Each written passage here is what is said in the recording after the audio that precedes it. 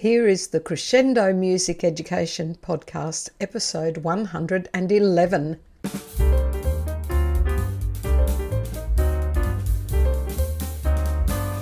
This podcast is being recorded on the lands of the Turrbal people. I acknowledge them as the traditional owners of the land and pay my respects to elders past, present and emerging. They were the first music makers on this land.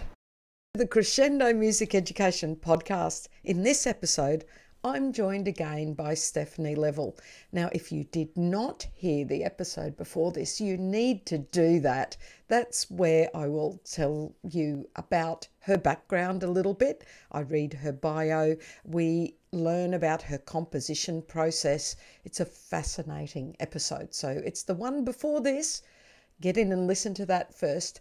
But this one is just as amazing, and you will hear some nuggets of fabulous. I have loved chatting to Stephanie and getting to know her a little bit better, and I think you, my lovely listeners, will also love it. Enjoy my second chat with Stephanie Level, which leads us to Music for Kiddos. So the website, so it's an amazing resource for educators. And I'd like to, because most of my audience are primary or elementary classroom music teachers. How do you see Music for Kiddos supporting classroom music teachers? Yeah. So I would say that most of our materials fit, I don't know if you have, at what age do kids start primary Four. school? Oh, perfect. They have Yeah. to turn 5 by the middle of the year. So our school year goes January to December. So it's hmm a calendar year. And when they start in prep, they have to turn 5 before the middle of the year. So they're 4 Okay, or 5 when they start.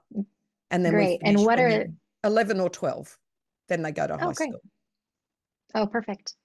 Yeah. So I would say most of my materials fit really, really well for 4-year-olds, 5-year-olds, and 6-year-olds. That is kind of the sweet spot. And so for here, that would be pre-K, up to about first grade. Mhm. Um, and um, and that is definitely the sweet spot. And so we get a lot of teachers using our materials in that age range. And then a lot of our songs also fit for kind of older kids as well, but not as many. So if you teach in those younger grades, then you'll find more songs than you will ever need, on our website and in our membership. Um, One really great resource that we have is our blog. It's extensive. It has a lot of free songs, free visuals, free downloads, and things like that. So that's a great place to start. And then I always tell people if they find they're using a lot of my materials, then our membership is a great place to go. And that has access to every song I've ever written, which I think we're up over 600 resources now in that membership library. And it includes monthly lesson plans and recordings and videos and just notated lead sheets, just so many things and growing all the time. Wow. Okay. So we'll put all of those links in the show notes because that's important. So people should hop on and have a look at what's up there for free, and then they can look at doing the membership thing if they wish. Yeah, How's great. that? That sounds Yeah. fabulous. All right. And how did that website start? Well, it started after I became a preschool music teacher, and once like I mentioned, it was very difficult. It was a big, it was a big transition for me to go to a large group of kids. And after I felt like I had some songs under my belt, I started my Song of the Month Club, and I eventually started putting those things on a website and having an Instagram account and a Facebook account and growing from there.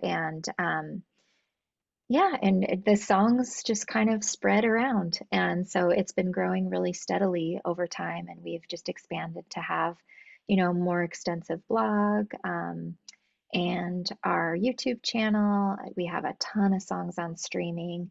And I now am really lucky to have 3 team members to help me with getting the word out about all of these songs and these resources and talking to school districts and getting our curriculums all over the world, really.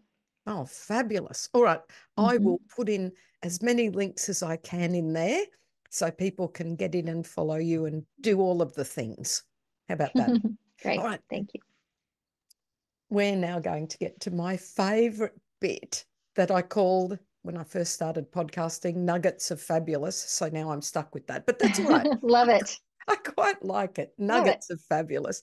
Um, People have given us all sorts of things in their nugget time. It could be anything. It could be your favorite songs or a tip, Mm. a trick, an idea, anything you like that you would want to share with my listeners. They would love to hear Stephanie's Nuggets of Fabulous. I love that. I think that when it kind of boils down to it, a lot of what I love to do with music is this sensory regulation and emotional regulation aspect. And the way that I do that primarily is through movement and music, pairing music with movement. And something that I find really, really useful and helpful is using movement as a sequence. So in music therapy, there's a term called the ISO principle, ISO. And ISO means same in Latin. And basically what it means is that, I'll give the example of when you're working with a kid and you want to match the music to their current kind of energy level, right? So you match the music to the current energy level, and then if you'd like them to shift somewhere else, you have to do that matching before you help them shift somewhere else. So a Oh. good example of that is, I mean, a great example of that is like, say you are asleep in the morning and somebody uses heavy metal music as your alarm clock, and it's like volume up to 11, boom, wakes you up, right? How are you going to wake up? Mm, Not happy, no. very upset, scared, I don't know, all the all that stuff. It's not a gentle way to wake up. And instead, by contrast, a really gentle way to wake up is with very quiet music, maybe a simple melody, just one simple melody. Maybe the next song adds a few other little, a counter melody or a guitar, and it gradually increases the stimuli until all of a sudden you're to the energy level of where you would like to be. So maybe it's this cheerful kind of middle tempo kind of song. Um, and so that's the concept of the ISO principle, meeting, matching the energy level and then gradually shifting it where you would like it to go. And I think movement is a wonderful way to do that. And so, I like the concept of movement song sequences. So, for example, we start, if kids are moving their bodies and having a lot of energy, which every 4-year-old that I've ever met loves to do these jumping, dancing, fun, active movement songs. Well, what do we do next? Because if we just, um, kind of isolate out an active movement song and then we try and move on to something else, it's a really challenging transition. So instead, we active movement song and we do these kind of transitional movement songs where maybe we're still moving our bodies, but we're sitting and we're doing upper body movements. And then we can go even farther and do something like a yoga song or a stretching song, and where we're still moving, but we're gradually reducing that energy level. And I found that to be really successful for kids, that concept. And then what tends to happen is that, if you can give kids an opportunity to move for the purpose of sensory regulation and then help them to kind of calm their bodies back down again, you have this beautiful window of opportunity at the end of that where they're really, really ready to learn. And so I love that moment afterwards when their bodies are all regulated and they have buy-in and they're with you, and you have, all of a sudden you can have 25 4-year-olds in front of you truly who are just sitting and ready for what's next. Yeah, that's magic, and only music can do that, really. Yes. Yeah. Yeah. And I think that, well, certainly when I look at the way that general education has gone over the past 42 or 3 years, Hmm. there are more and more students included that that need specific sensory regulation. There's all sorts of Absolutely. reasons for that. You know, when I first started teaching, we had large, what we called special schools, and all sorts of kids were there. Right. Most of those kids now are in mainstream education. Inclusion is a huge thing in Right. Australia anyway. And so Hmm. it should be. I'm not arguing Hmm. against inclusion. I'm just saying that there's a whole raft of almost, well, not new skills, a refinement of the skills that we have, and different understandings to help these kids that are now part of this large group, um, Right. that would probably benefit greatly from being in a smaller group, but they're not. They're in our giant groups. So I think that's something as music teachers, we need more and more of these skills to help with sensory Absolutely. regulation. Absolutely. Yeah. And help those kids to feel successful in Mm. that space. And if there is any space in the school where I hope that they feel they belong and they feel accepted and able to participate, I hope that is music. And but we have to be really careful and and conscientious around those students, right? Because music as a sensory stimuli itself, it can really be this regulation, tool, or it can send kids into overwhelm, depending on how we use it. Yes, yes, exactly. So that I agree, I agree. And that sensory regulation. So was it ISO? Is Yes. that okay? Hmm. All right, that's really interesting. I love that nugget. Okay. Have you got another nugget or is it just that one nugget? I think that's my main one that's on the front of my Yes. mind for now. Though, okay, I'll give you a really quick, silly one. Okay. Um, this is my favorite way to draw in the attention of kids quickly and reduce the volume quickly. This is the tiniest nugget, but it is like one of my most useful tools. Um, in a movement song, you can sub in all your different movements. In just about any movement song, if you substitute in wiggling your eyebrows, it sounds really, really silly, but it is difficult for kids to wiggle their eyebrows and talk and move at the same time. And they're really interested in trying it because it's silly and it's funny, but I have never, ever, ever, repeatedly, again and again and again, seen a group of kids go so quiet so fast because they're concentrating on wiggling their eyebrows. So that is something, just try subbing that into a movement song, see what happens.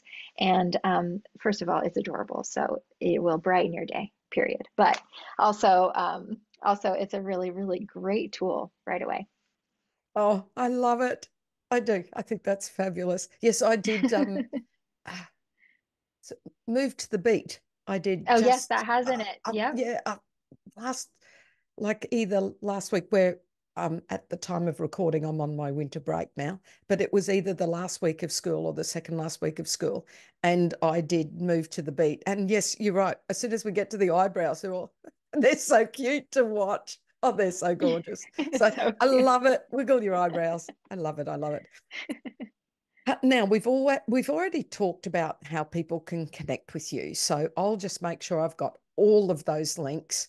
The best place would probably be through Music for Kiddos, the website, or do you like hanging out in Insta or Facebook or your YouTube channel's pretty Yeah. bad. What would be your preference?